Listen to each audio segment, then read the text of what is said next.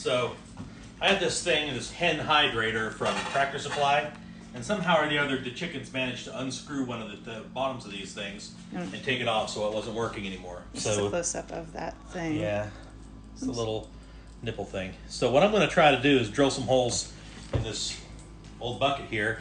I'm going to drive them in from the side like this, and so we're going to see if it'll work the same way. I don't know if it's going to work the same way, but hopefully it will, because the problem is with these nipples on the bottom, when you go to fill it up with water, unless you have a hose and you're just filling it from the top and holding the thing, it becomes quite a pain in the rear end. If we can get them to work from the side like this, that'd be great. However, I'm not sure if they're going to work that way. We're going to give it a shot.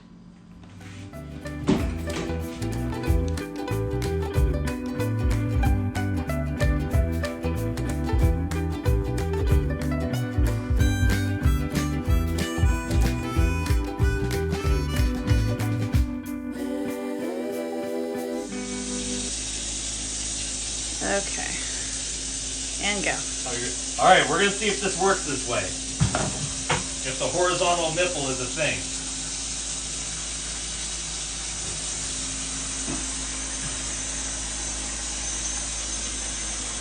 It is not.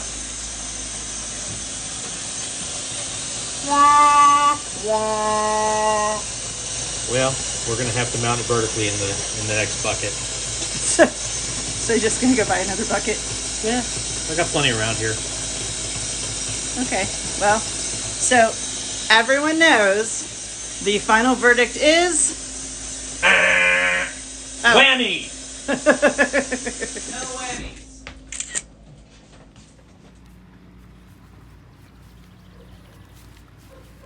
So what I have here is 160-something 4 feet of poultry fence. It's the short stuff, just so the chickens can get out and walk around a little bit. They've never really ranged outside the tractor, so I'm gonna set it up, try to time lapse this.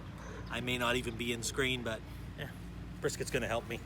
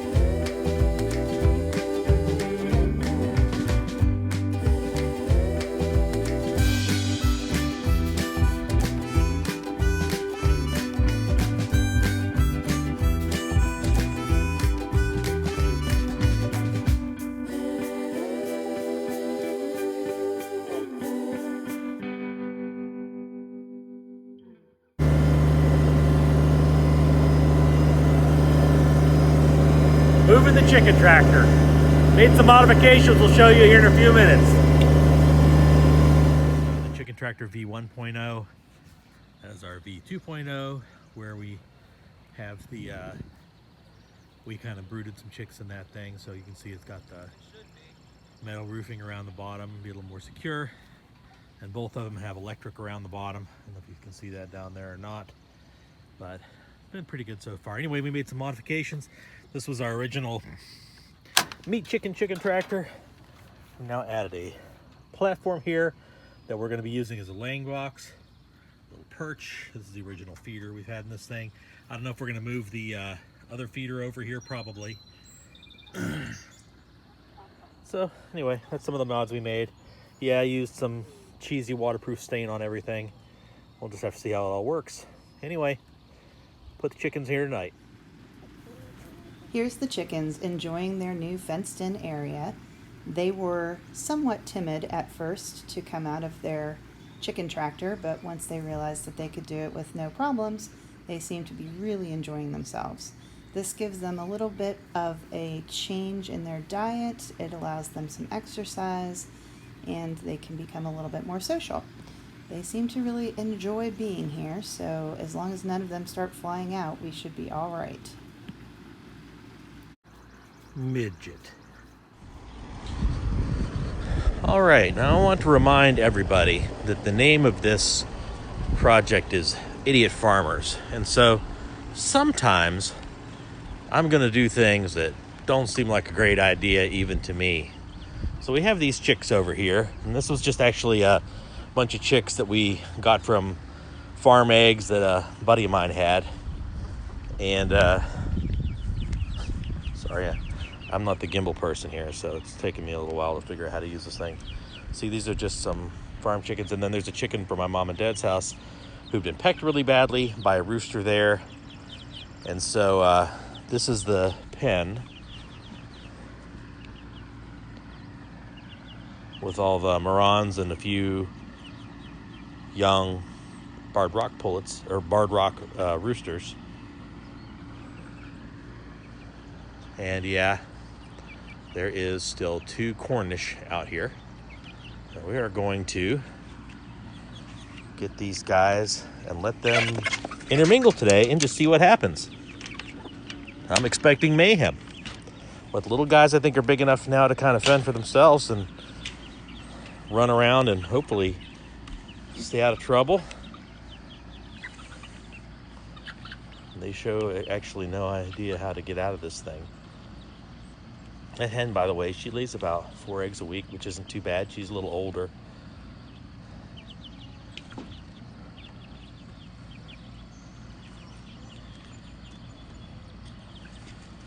That one there, I think, is like mostly Rhode Island red.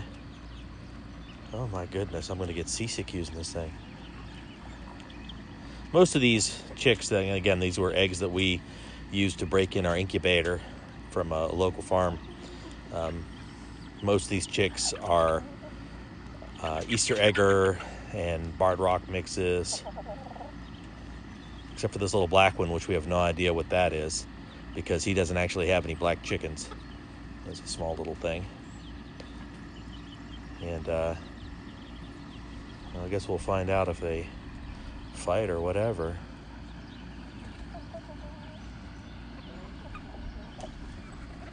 I'm not sure what to do with each other yet.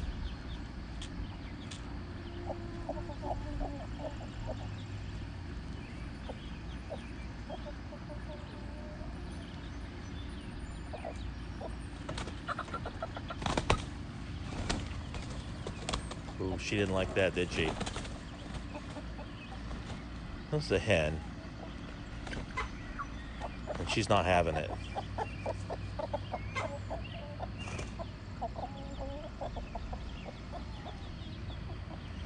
And these little barred rock guys are not long for the planet, actually. They and the remaining Cornish, 2 Cornish, are going to become part of the freezer brigade here fairly soon.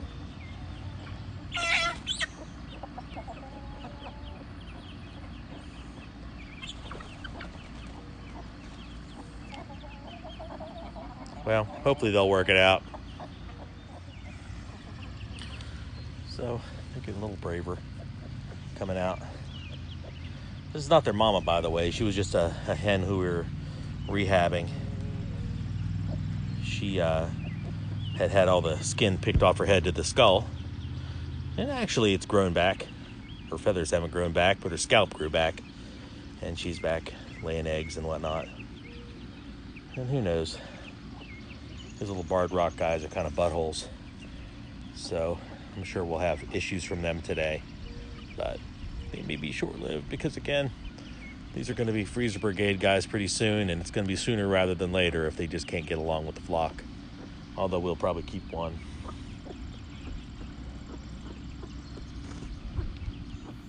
Later that night, Lee and I decided to candle the eggs in the incubator to see what was growing. Once upon a time, in the times of yesteryear, we put eggs in an incubator. Today, on the 20th day, we have removed their turner, and we plan to candle them to see whether they are alive or not. It is time. You're such a weirdo. So this one. Hey, should we looks like turn off the kitchen light real quick? I mean, no, I don't need to. Okay. This one looks like it's okay. You can see it's got a solid air bubble in here and solid insides. Well, Lee, can you explain that a little bit better? I cannot. I don't know why. I think this is like the part that's Okay, an air so- bubble is an air bubble. And that's a chick. Okay, so you can actually see a difference between like here and here. And that shows you that that's actually a viable egg, right? Yes. Now, there's some that are like iffy, like this one, that are a bit jiggly inside, but I'm relatively sure that's a chick just about to hatch. And when are they supposed to hatch? In a couple of days. Oh, wow. This one. So there's an air bubble. There's a definitive air bubble there. Yes, and But you can it's- see it's not moving around a lot, which is perfect. That's exactly what you want to see. If it's moving around a lot like this, see, I'm not sure. I'll have to ask Dad about this one. Flip it around the other way. See, this looks Yeah, like this it's just a clump of cells. It doesn't look Yeah. like there's anything in there. Okay. But I'll ask Dad. So move this one to like over here. So he's kind of separating them in the incubator here. Here we've got one. It's very similar, but this one you can see definitely has something inside of it. So we're going to keep that one in there. And if they don't hatch, they don't hatch. There's nothing you can do about it. But So these are the eggs, the brasse, B-R-A-S-S-E. They're French type of chicken.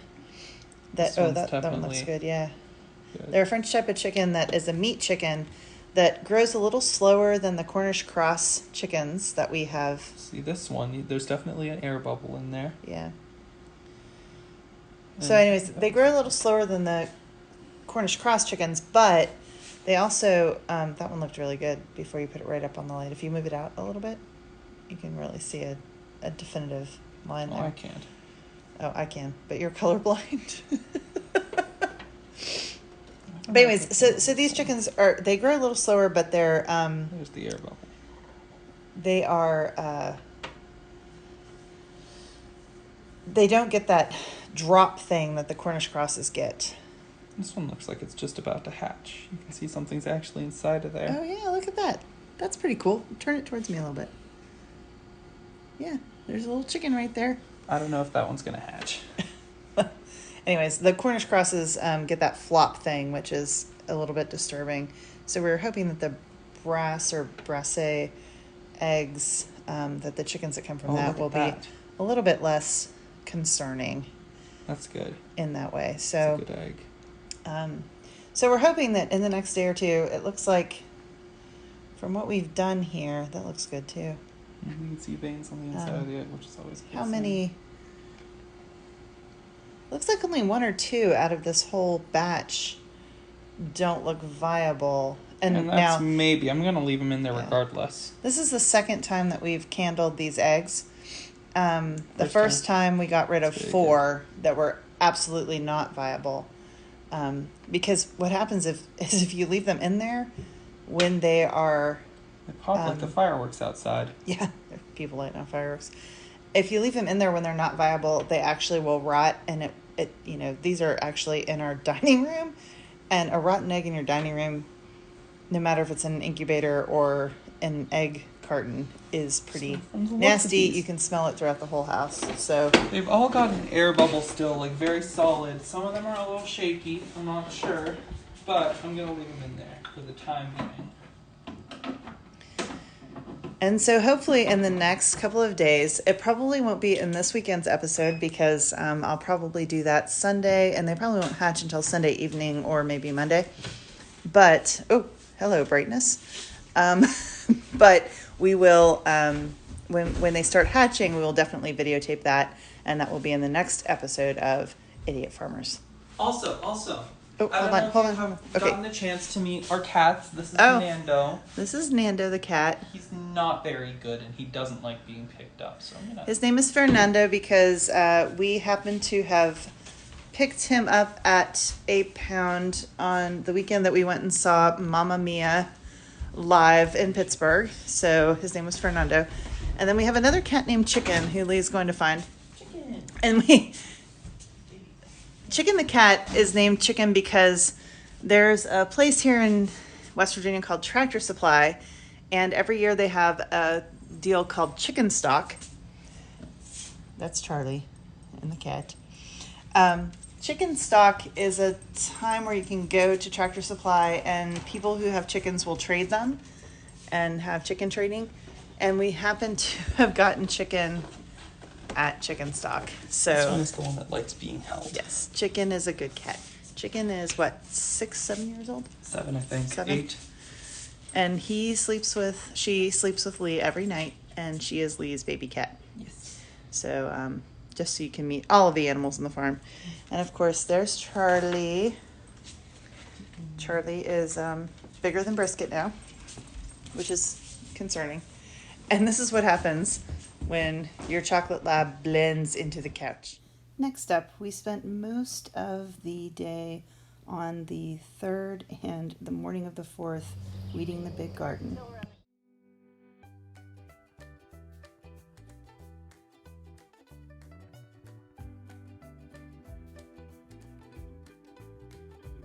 So, like I said, we spent most of that day weeding and gardening, and then we relaxed in the pool for the afternoon of the 4th of July, which was really nice.